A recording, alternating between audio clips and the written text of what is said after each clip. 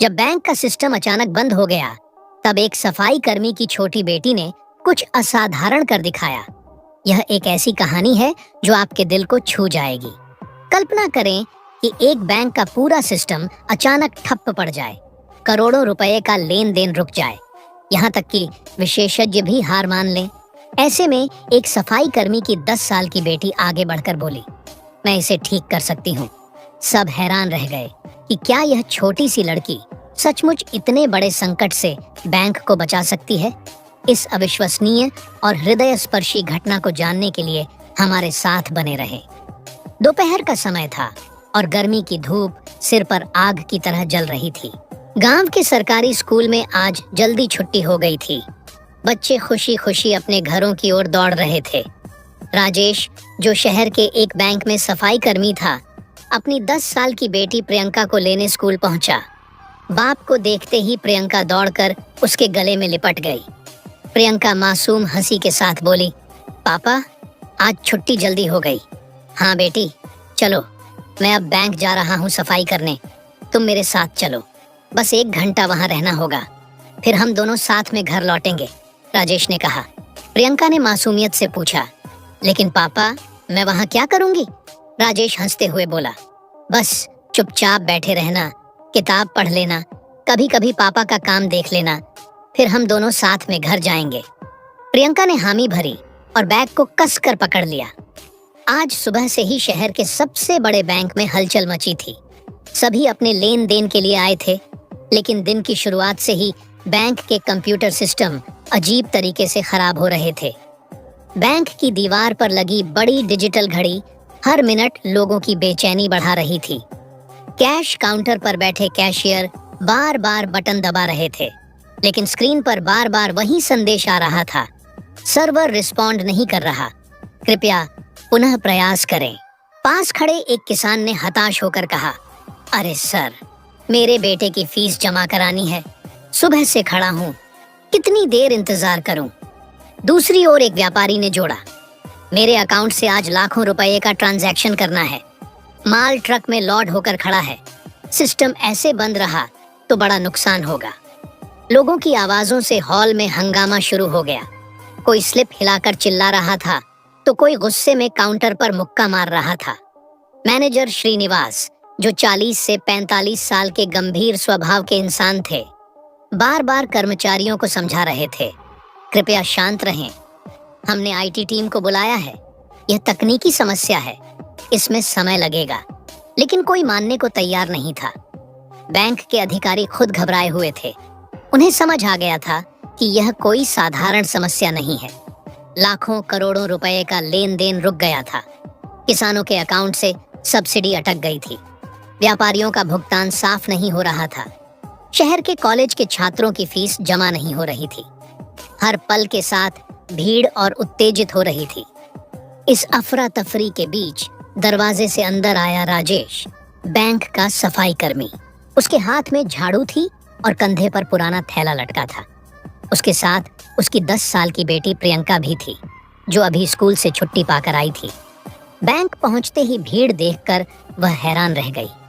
कतार में खड़े लोग बेचैन थे, अधिकारी परेशान थे और हर किसी के चेहरे पर चिंता साफ दिख रही थी। उसने धीरे से अपने पापा का हाथ खींचकर पूछा, पापा, ये लोग इतने परेशान क्यों हैं? क्या कंप्यूटर खराब हो गया है? राजेश ने आंखें भरकर कहा, हाँ बेटी, सिस्टम खराब हो गया है। अब इंजीनियर आएंगे तभी ठीक होगा, तब तक सबको इंतजार करना पड़ेगा।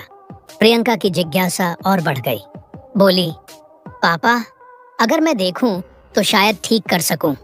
राजेश ने मना कर दिया, यह बड़ा लोगों का काम है, तुम छोटी हो।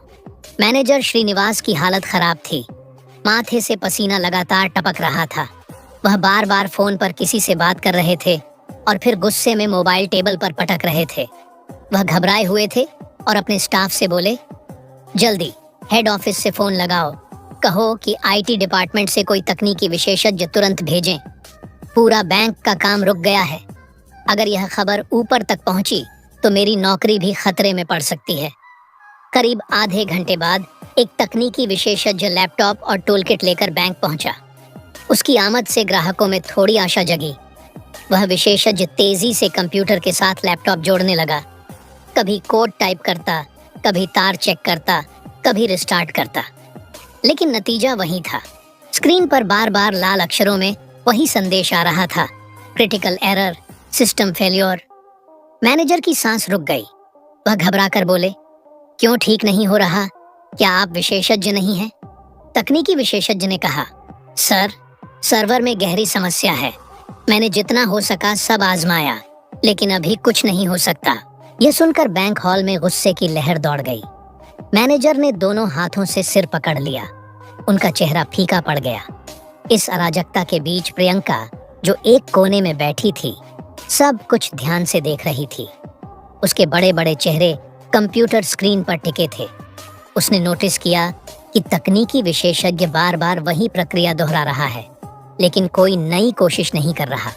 उसके मन में सवाल उठा कि अगर ये लोग वही काम बार बार करते रहेंगे तो सिस्टम कैसे ठीक होगा। धीरे धीरे उसने अपने पापा का हाथ खींचा और नरम आवाज में बोली, पापा, मुझे एक बार कोशिश करने दो। राजेश चौंक गया। नहीं बेटी, ये बड़े लोगों का काम है, तुम छोटी हो। मैनेजर श्रीनिवास कुर्सी पर बैठे बैठे बुरी तरह घबराए हुए थे। इस अफरा तफरी में छोटी प्रियंका अभी भी मैनेजर के टेबल के पास खड़ी थी। उसने हिम्मत जुटाकर फिर बोली, अंकल, मुझे सचमुच एक बार कोशिश करने दें, शायद मैं इसे ठीक कर सकूं। मैनेजर गुस्से में बोले, बच्ची, मैंने कहा ना, यह बच्चों का खेल नहीं है, तुम समझती नहीं। यहाँ करोड़ों रुपए का लेन देन अटका है। अगर कुछ और गड़बड़ हुई तो सारा दोष मेरे ऊपर आएगा। तब तकनीकी विशेषज्ञ, जो अभी तक लैपटॉप से सिस्टम से जोड़ने की कोशिश कर रहा था, अचानक घबराकर स्क्रीन की ओर देखने लगा। यह कैसे हो सकता है? मैनेजर तुरंत पास जाकर बोले, क्या हुआ, जल्दी बताओ। तकनीकी विशेषज्ञ का चेहरा फीका पड़ गया। सर, सिस्टम की समस्या सिर्फ सर्वर डाउन की नहीं है, ये बहुत बड़ी घटना लग रही है। मैनेजर घबराकर बोले, साफ साफ बताओ, असल में क्या हो रहा है? विशेषज्ञ ने गहरी सांस ली और धीरे से कहा, सर, अकाउंट से पैसे अपने आप दूसरी जगह ट्रांसफर हो रहे हैं। ये कोई साधारण गड़बड़ नहीं, लगता है सिस्टम हैक हो गया है। यह सुनकर मैनेजर का शरीर थरथरा गया। कांपते स्वर में उसने विशेषज्ञ से पूछा, तुम कुछ क्यों नहीं कर रहे? इसे क्यों नहीं रोक रहे?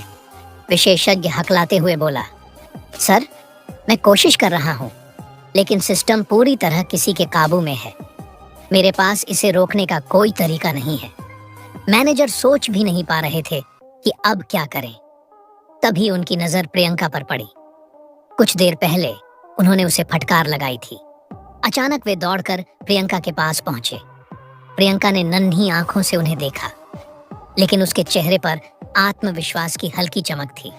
मैनेजर उसके सामने झुक गए और लगभग गिड़गिड़ाकर बोले, बेटी, मैंने अभी अभी तुम्हें डांटा, लेकिन अब हालत बहुत खराब है। हमारे विशेषज्ञ भी सिस्टम ठीक नहीं कर पा रहे। पैसा बैंक से बाहर जा रहा है। मैं तुमसे हाथ जोड़कर विनती करता हूँ, कृपया इसे देखो, शायद तुम कुछ कर सको। पूरा बैंक स्टाफ इस दृश्य को देखकर हैरान रह गया कि एक बैंक मैनेजर 10 साल की लड़की से मदद मांग रहा है। प्रियंका हल्की हंसी के साथ बोली, चिंता न करें अंकल, मैं कोशिश कर रही हूँ। 10 साल की छोटी सी प्रियंका अब कंप्यूटर स्क्रीन के सामने एक बड़े ऑफिस चेयर पर बैठी थी। बैंक मैनेजर उसके पास खड़ा बार बार माथे का पसीना पोंछ रहा था। उसकी हालत ऐसी थी जैसे कोई उसकी जान ले रहा हो। तकनीकी विशेषज्ञ थोड़ी दूरी पर खड़े आपस में फुसफुसा रहे थे। यह कैसे हो सकता है? इतनी छोटी लड़की क्या कर पाएगी? लेकिन फिर भी उनकी नजर उस पर थी। ग्राहक भी चुपचाप खड़े थे। प्रियंका के पापा एक कोने में नर्वस होकर खड़े थे, लेकिन उनकी आंखों में गर्व की चमक थी। उन्हें पता था कि उनकी बेटी बचपन से ही कंप्यूटर में बहुत तेज है, लेकिन इतना बड़ा मौका उनके सामने आएगा, यह उन्होंने कभी नहीं सोचा था। प्रियंका ने गहरी सांस ली, फिर अपने छोटे छोटे हाथों को कीबोर्ड पर रखा। जैसे ही उसकी उंगलियां हल्के हल्के टाइप करने लगीं, कीबोर्ड की आवाज पूरे बैंक की नीरवता में गूंज उठी।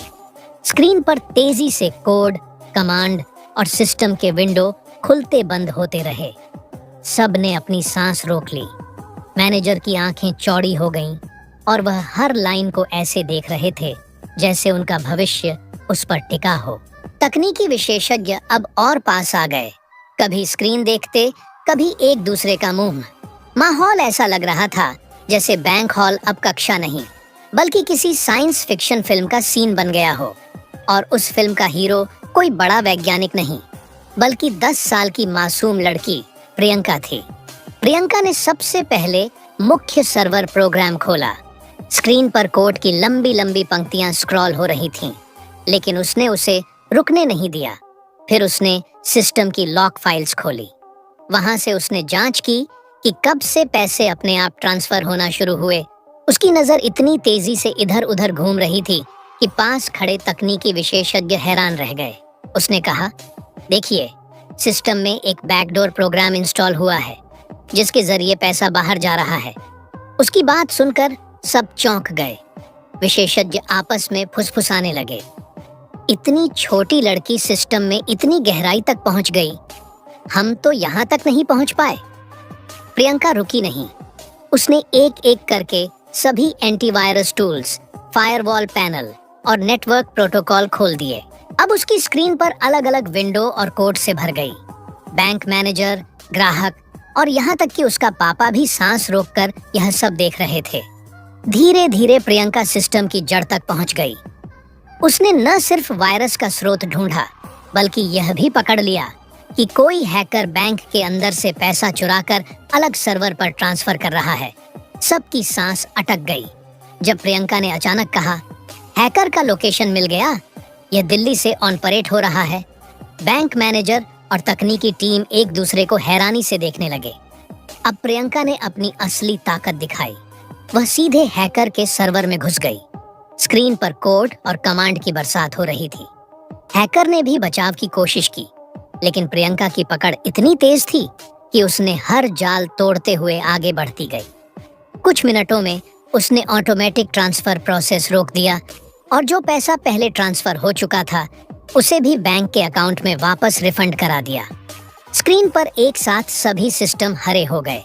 जो कंप्यूटर पहले फ्रीज होकर ब्लैक स्क्रीन दिखा रहा था, वह धीरे धीरे ठीक होकर सामान्य स्थिति में आने लगा।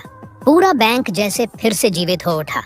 बैंक मैनेजर प्रियंका के पैरों पर गिरने जैसे भाव के साथ बोले, बेटी, तुमने हमारी बर्बादी से बचा लिया। अब मैं तुरंत पुलिस को लोकेशन भेजता हूँ। मैनेजर ने तेजी से पुलिस से संपर्क किया और प्रियंका ने ट्रेस किया। वह पता पुलिस को भेज दिया। पुलिस ने तुरंत छापा मारा और कुछ घंटों में उस हैकर को हत्थे चढ़ा लिया। पूरा बैंक हॉल जैसे किसी सिनेमा हॉल का सीन बन गया, जहाँ कुछ देर पहले सबके चेहरे पर डर और बेचैनी थी। अब वहाँ राहत और सुकून की लहर दौड़ रही थी। ग्राहक आपस में बात करने लगे, वाह, इस लड़की ने तो चमत्कार कर दिया। इतने बड़े बड़े तकनीकी विशेषज्ञ जहां फेल हो गए, वहां 1 मिनट में सिस्टम ठीक कर दिया। तकनीकी विशेषज्ञ खुद हैरानी से बोले, हम लोग तो सिर्फ प्रोग्राम तक समझ पा रहे थे, लेकिन उसने सीधे हैकर के सर्वर तक पहुंचकर खेल खत्म कर दिया। ऐसी स्किल्स तो किसी प्रोफेशनल एथिकल हैकर में भी कम देखने को मिलती है। बैंक मैनेजर के चेहरे पर गर्व और कृतज्ञता दोनों झलक रही थी। वह बार बार हाथ जोड़कर कह रहे थे, प्रियंका, तुमने आज न सिर्फ बैंक की इज्जत बचाई, बल्कि हजारों ग्राहकों का विश्वास भी लौटाया। मैं तुम्हारे सामने सिर झुकाता हूँ। तुम इस बैंक की नायिका हो। प्रियंका के पापा की आंखें खुशी के आंसुओं से भर गईं। उनकी बेटी के लिए दिल में गर्व का ज्वार उठा। गांव से आई उनकी बेटी ने आज शहर के इस बड़े बैंक को बचा लिया और यह साबित भी हो गया। धीरे धीरे उन्होंने कहा, यह मेरी बेटी नहीं, मेरी शान है। लोग तालियां बजाने लगे। कुछ ग्राहक मोबाइल निकालकर वीडियो बनाने लगे। कोई प्रियंका की फोटो लेकर सोशल मीडिया पर डालने लगा। हर तरफ यही बात गूंज रही थी। बैंक हॉल अब डर और तनाव से नहीं, बल्कि गर्व और प्रेरणा की शक्ति से भर गया था। इस कहानी का सार यह है कि कभी उम्र को प्रतिभा और क्षमता की कसौटी नहीं मानना चाहिए। 10 साल की प्रियंका ने जो कर दिखाया, वह न सिर्फ तकनीकी दक्षता का उदाहरण है, बल्कि आत्मविश्वास और साहस का भी। अक्सर लोग सोचते हैं कि अनुभव और उम्र ही सफलता की चाबी है, लेकिन असली ताकत जिज्ञासा, लगन और सीखने की इच्छा में छिपी होती है। प्रियंका ने न सिर्फ अपने पापा और बैंक को बड़ी हानि से बचाया, बल्कि यह भी साबित कर दिया कि सच्चा ज्ञान कभी व्यर्थ नहीं जाता।